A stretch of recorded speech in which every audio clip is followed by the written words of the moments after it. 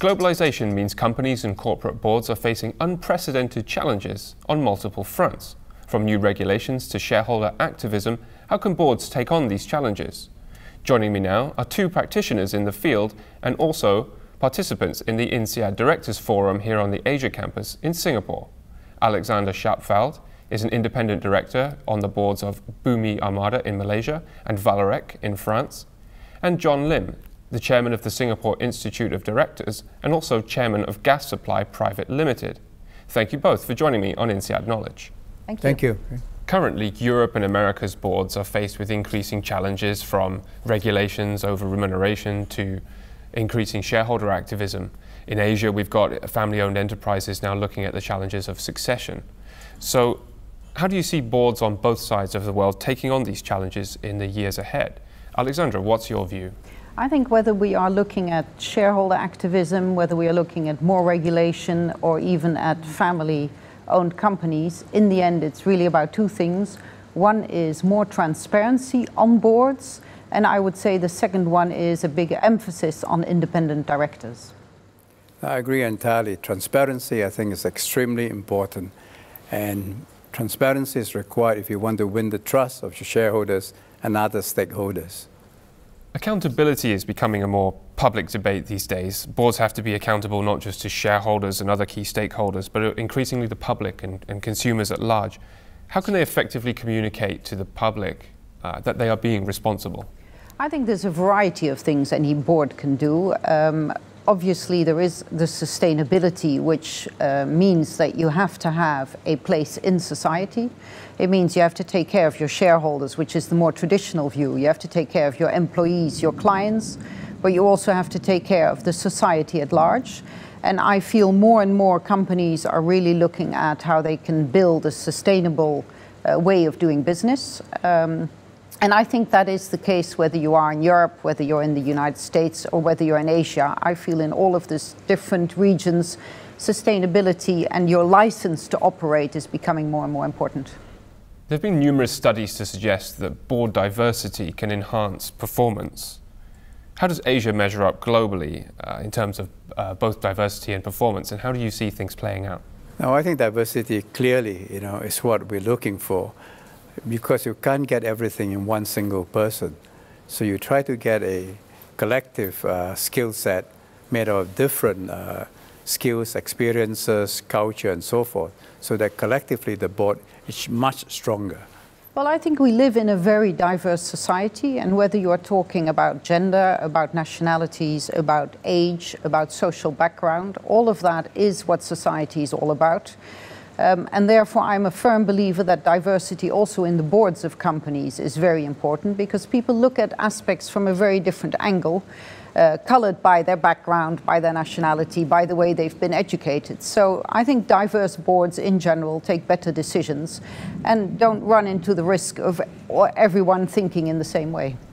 The inclusion of more women on corporate boards has taken on increased prominence in Europe, and we already have quotas in place, and now in some European countries there's already a rising representation of women on boards. But here in Asia we're still lagging.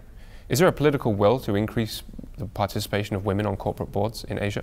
I think that in many aspects Asia has caught up with what the developments have been in the US or in Europe. And in many situations the Asians have even leapfrogged situations we've seen in Europe. So I wouldn't be surprised if also in these regions there will be a push for more female participation. I think the push has already come. People are now in fact highlighting this low percentage of women representation on boards. In Singapore, we only have 7.3% of women on listed company boards. And yet it is so logical that a higher percentage of women should be on these boards.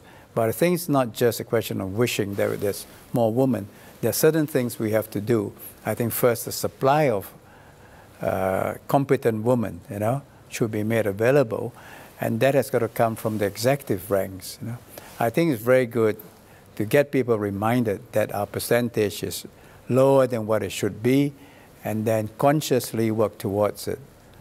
I think companies and boards are beginning to be more conscious, especially if, in fact, their boards are conspicuous by the absence of the other gender.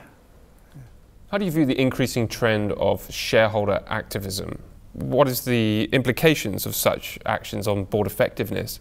And how can boards operate more effectively in the interests of all parties? I think it's important as a board, and I'm not talking about the individual director, but as a board, as a totality, to have a look at scenarios.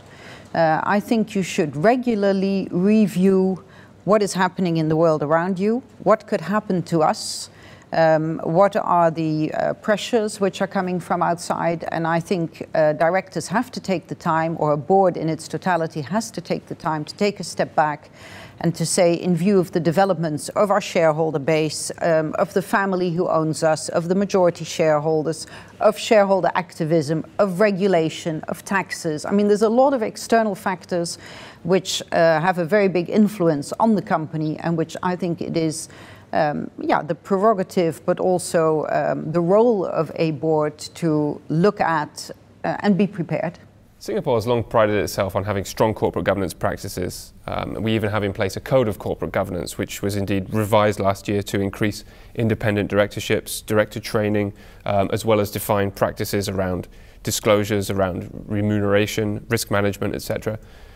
What are the benefits of having such codes, and will they be relevant going forwards? I think codes are important because the codes basically spell out best practices. These are guidelines for companies. But at the same time, codes are not mandatory. Things that are important, like protection of shareholder rights, that would in fact be embodied in regulation, which you have to comply with. Codes are basically a collection of best practices that provide a guide to companies, and that's why it's on a comply or explain. I think the emphasis is on explain. If in fact regulators want you to comply with everything, they will put it in regulations. Thank you both for joining me on INSEAD Knowledge. Thank you very much. Thank you for having us.